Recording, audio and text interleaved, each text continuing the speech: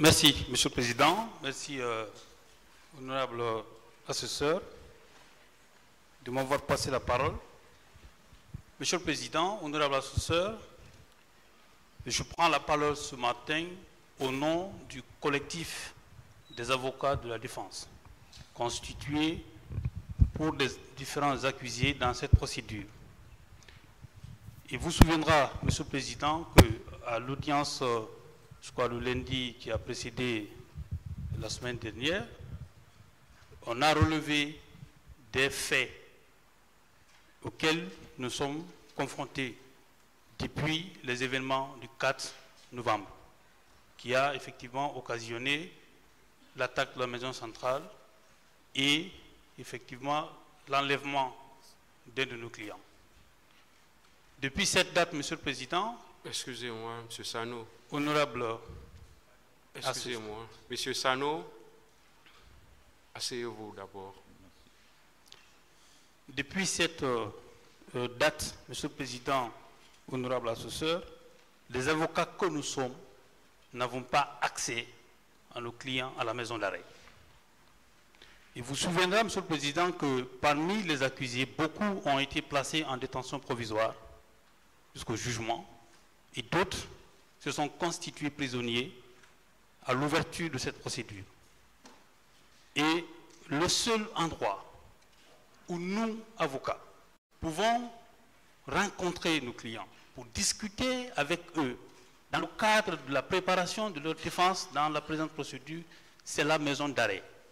Ils sont privés de leur liberté, d'autres par le fait des décisions de justice, d'autres par leur propre fait. Mais à partir de ce moment-là, ils ne sont plus libres d'eux-mêmes et nous qui les conseillons, parce que notre présence dans cette procédure est obligatoire. Les acteurs que nous sommes, si nous devons participer à cette procédure, il ne s'agit pas d'une participation passive. La participation, elle doit être active. Nous entamons une phase, ou nous avons entamé une phase qui consiste à l'audition des témoins, à la déposition des témoins, qui est une phase cruciale du procès pénal, du procès criminel. Une phase de la discussion des preuves. Et des personnes qui comparaissent ici en tant que témoins, Monsieur le Président, que ce soit celles qui ont été citées par le ministère public, ou la défense et même la partie civile, ce sont des personnes qui ont à un moment donné collaboré avec nos clients. Ou qui ont eu, d'une manière ou d'une autre, des interférences avec nos clients. La personnalité des personnes qui comparaissent, Monsieur le Président, nous devons, et c'est pour ça que la loi exige, à ce que la liste des témoins soit communiquée à l'avance, pour que nous puissions connaître l'identité de ces personnes-là, et nous qui assistons nos clients, que nous discutions avec eux, de ces personnes-là, et venir éventuellement préparer leur défense, bien que les clients ne comparaissent pas actuellement. Mais ces témoins, ce qu'ils diront, ce qu'ils feront, aura un impact, effectivement, sur le sort de nos clients. Nous ne voulons pas, en tant qu'avocats de la défense, que ce procès soit le résumé de la vie de quelqu'un. Si nous avons décidé de les défendre, nous avons leur liberté, leur vie. Ce n'est pas nous qui les détenons en réalité, mais nous sommes garants, Monsieur le Président. Parce que nous devons faire en sorte que les déclarations qui vont être faites à cette barre ici, que nos clients les droits soient respectés. C'est pour ça, Monsieur le Président, les collectifs des avocats de la défense m'ont mandaté auprès de vous, Monsieur le Président, pour faire passer le message qui est celui de vous notifier la décision que nous avons prise à notre niveau de suspendre d'abord notre participation dans le cadre de ce procès, jusqu'à ce que les droits les plus élémentaires de nos clients soient respectés, jusqu'à ce que l'entrave qui existe actuellement à l'exercice même de la profession d'avocat, parce que la question que nous posons, c'est une question existentielle, la profession d'avocat. Et puisque nous n'avons pas accès à nos clients, et puisque le parquet devant votre tribunal a déclaré ne pas être responsable de l'administration pénitentiaire, nous estimons que nous avons le devoir, en tant qu'avocats, respectueux de ce tribunal-là, de faire passer ce message-là. Nous comprenons, Monsieur le Président, l'attente de la population guinéenne. Nous comprenons l'attente des victimes. Quant à la justice qu'elles veulent obtenir, nous sommes désolés, nous sommes des acteurs, nous voulons que le procès se tienne et que la vérité soit sue. Mais nous comprenons également, Monsieur le Président, les personnes dont nous sommes en train de défendre les droits. Et pour cela, Monsieur le Président, votre respectable juridiction, nous avions le devoir de venir porter ce message-là à votre connaissance à travers vous, le ministère public, pour que les décisions idoines soient prises et qu'on permette aux avocats d'accéder à la maison centrale sans entrave. C'est ce message que je vous fais, Monsieur le Président. Je vous remercie de m'avoir donné la parole et d'accorder l'attention particulière au message que je suis en train de véhiculer. Je vous remercie, Monsieur le Président. C'est la même chose. Monsieur le Président, nous avons été désignés à deux pour venir passer le message. Mon prédécesseur a déjà dit l'essentiel. Je voudrais ajouter, Monsieur le Président, que nous sommes pressés plus que tout le monde pour que ce procès aille vite, très rapidement, pour que nos clients soient situés sous leur sort. Mais on ne peut pas aller sans un minimum de garantie. Aujourd'hui, Maître Samori, qui est intervenu, a été empêché de rencontrer nos clients. Maître Jokame a été empêché. Maître Salomon a été empêché. Maître Lansine Silla a été empêché. Tous ont été empêchés depuis le 4 de rencontrer nos clients. Monsieur le Président, vous le savez mieux que moi, qu'aucune restriction, aucune limitation, aucune question sécuritaire, rien ne peut empêcher la libre communication, le libre accès d'un avocat à son client. Parce que encore, l'avocat est celui-là qui reste lorsque tout le monde a fui, Monsieur le Président. Le client a permanemment besoin de l'avocat et vice-versa. Surtout dans un dossier de ce genre, dans lequel, Monsieur le Président, les charges sont ce qu'elles sont. Donc aujourd'hui, il y a une véritable restriction que nous ne comprenons pas. Et nous ne pouvons pas évoluer si au moins nous n'avons pas l'assurance que nous pouvons à tout moment préparer la défense de nos clients. Parce que c'est dans cette salle qu'on se retrouve et c'est dans cette salle qu'on se sépare. Ça ne peut pas aller comme ça, Monsieur le Président. Donc, nous sommes là au nom du collectif pour signifier au tribunal, pour son respect, que nous avons décidé de suspendre notre participation jusqu'à ce que ces questions soient réglées, Monsieur le Président, et je vous remercie. Ministère public.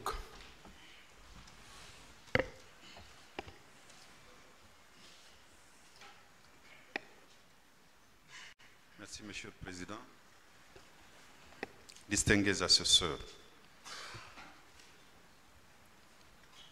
venons de suivre avec le plus grand intérêt le message que deux des conseils des accusés ont porté à l'attention de votre juridiction.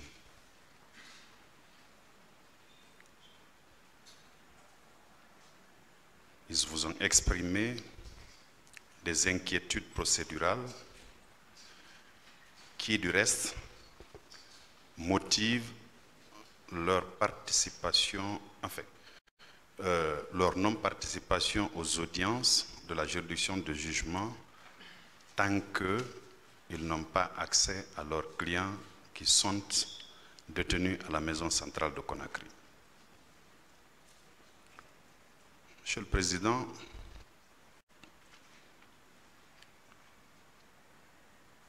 disons que du côté parquet, nous sommes quelque peu surpris que cela ne soit pas porté de manière formelle à l'attention de votre juridiction. Nul n'ignore que la nuit du 4 novembre, il y a eu un événement inédit à la maison centrale de Conakry qui a conduit à l'exfiltration de 4 accusés de ce procès.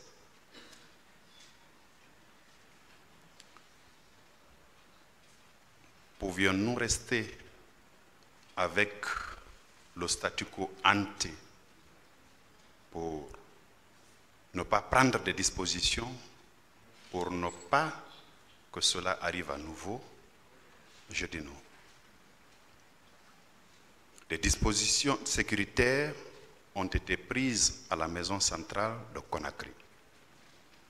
À l'occasion d'une de vos audiences ici, les conseils des accusés ont effleuré cette question pour dire qu'ils rencontraient des difficultés pour avoir accès à leurs clients. Il ne vous avait pas été dit qu'ils ne rencontraient pas leurs clients.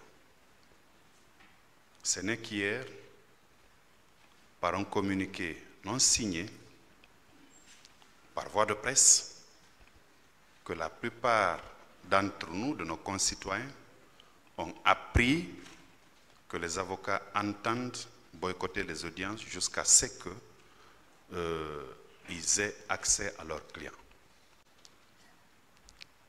Monsieur le Président, c'est un procès d'envergure. Je rappelle à tout moment que nous devons tous savoir raison garder.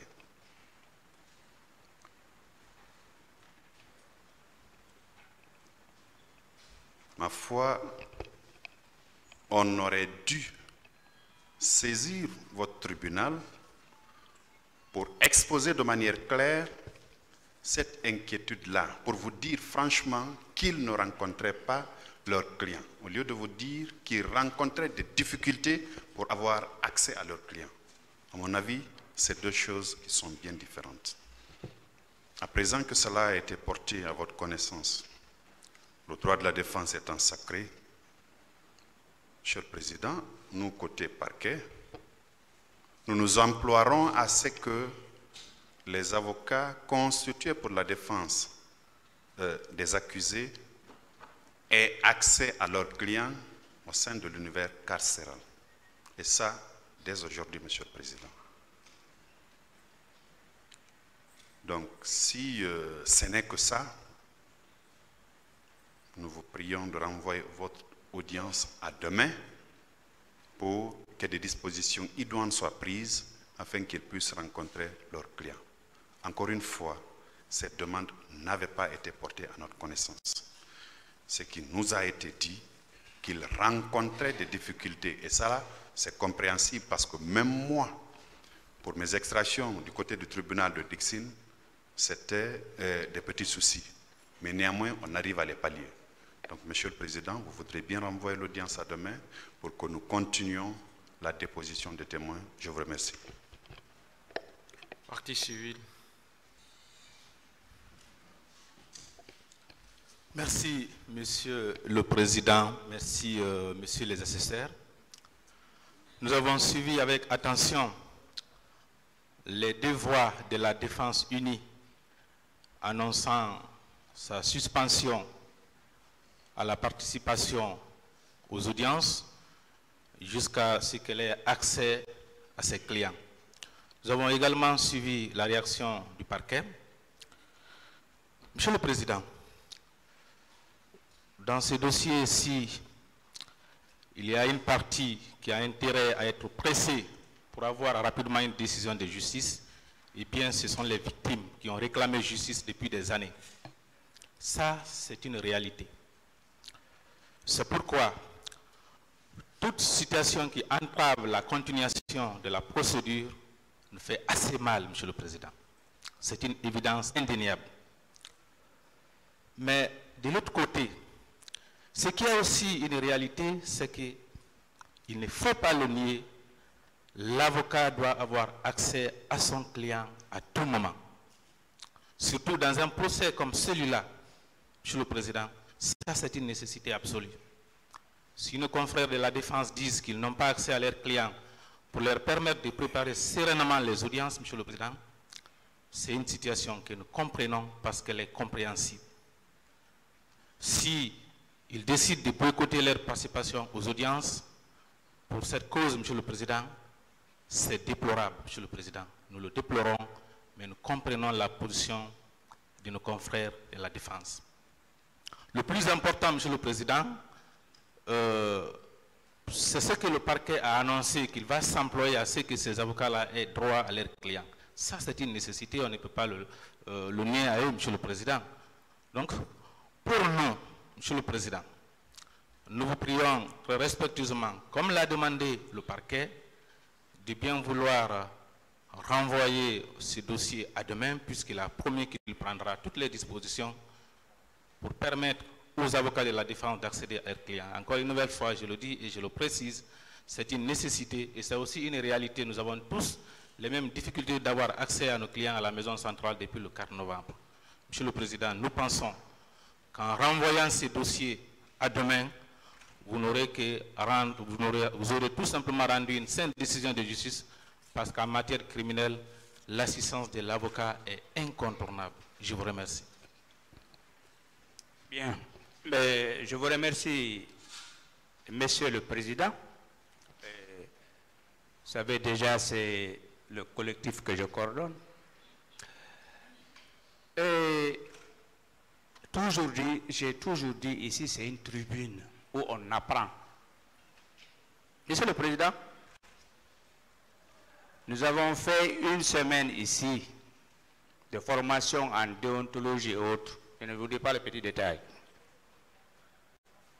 De grâce, nos confrères devraient nous écrire. Ça, c'est manque de courtoisie. Nous, on n'est pas censé être informés, sauf aujourd'hui. La moindre des choses, les confrères devraient nous écrire. On a un forum, on a un groupe WhatsApp. Nous informer ou par un courrier. Ça, c'est une violation des règles déontologiques élémentaires. Ne peut pas rapporter la preuve contraire. Deuxièmement, Monsieur le Président, c'est vrai. Si les avocats des accusés ne sont pas là, on ne peut pas tenir le procès. Il faut qu'on évite d'en abuser. D'en abuser. Nous savons tout ce qui s'est passé le 4 novembre. Ce n'est pas seulement les avocats de l'affaire de 28 Chenard qui n'ont pas accès. Mais moi, je n'ai pas accès. Personne n'a accès. C'est une mesure générale en ce moment. Donc, Monsieur le Président, je voudrais rappeler à tous les acteurs que cette affaire est suivie au plan national et au plan international. La moindre des choses, c'est de nous écrire. Mais on est informé ici, on est surpris. Qu'est-ce qu'on fait de la déontologie, de la profession? Qu'est-ce qu'on a fait ici? C'est pourquoi j'ai dit l'autre fois, au lieu de dire que c'est tel juge, c'est la justice, etc., que nous balayions devant notre porte, que nous changions de comportement. Je m'en remets à votre sagesse, Monsieur le Président. C'est ce que j'ai à dire.